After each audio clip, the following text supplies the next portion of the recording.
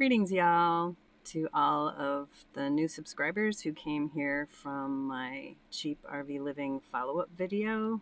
Welcome. Thanks for all the well wishes and all the great energy. It's such a lovely experience to get to know all you folks. I've been enjoying reading the comments about my build and how it's giving you ideas about what you can do in your rig, which is always the idea. Win-win, share what works and what doesn't, so somebody else doesn't have to go through the pain that you did.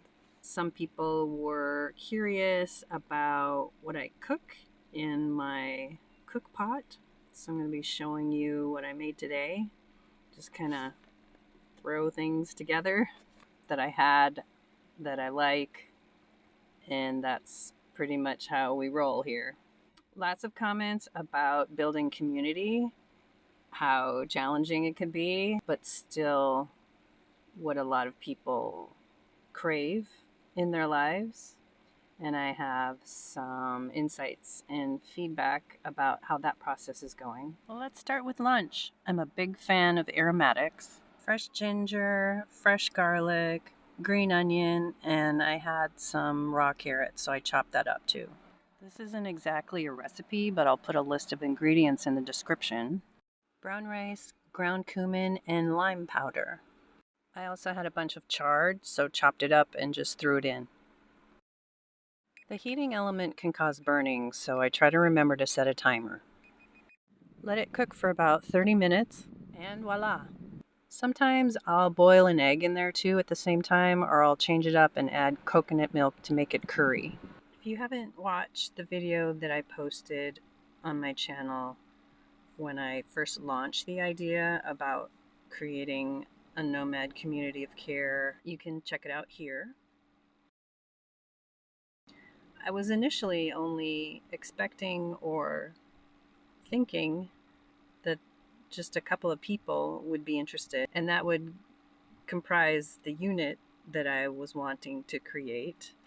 But since then, several more folks have stepped forward and expressed interest in the idea, so I put together a survey to help with the vetting process of getting to know people, going on to have video chats, and to start to have meetings with these folks. It just so happened that many of them already knew each other, already knew me, and that helped quite a bit in terms of the initial stages of putting this together.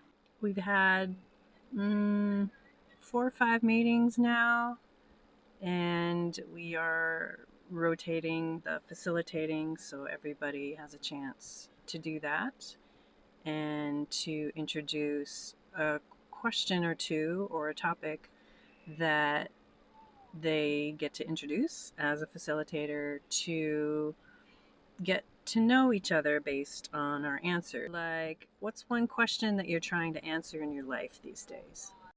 And from the inception of this idea, I've been curious, so what's going to be the first conflict that the group has to deal with? And it's happened sooner than I thought, but you know, there's humans involved, so it's gonna come when it's gonna come. This one goes beyond a conflict, more into a violation of trust, and we're working through it. It's helping us process coming up with group agreed upon values and how we want to address these kinds of things going forward. It's not appropriate to divulge any details, and it's not necessary. Just know that every group of humans is going to go through this. If there are 2 or more gathered, you can count on it. The success rate is not promising, but I'm really heartened by how we are responding to this. I'm just looking forward to how the process is ongoing. It's okay to have to dig deep and figure out how you really feel about something. And if there's a boundary that needs to be held, it's okay to do that too. Really? You're gonna start talking and laughing when I'm trying to do a video here?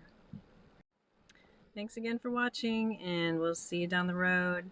Bye.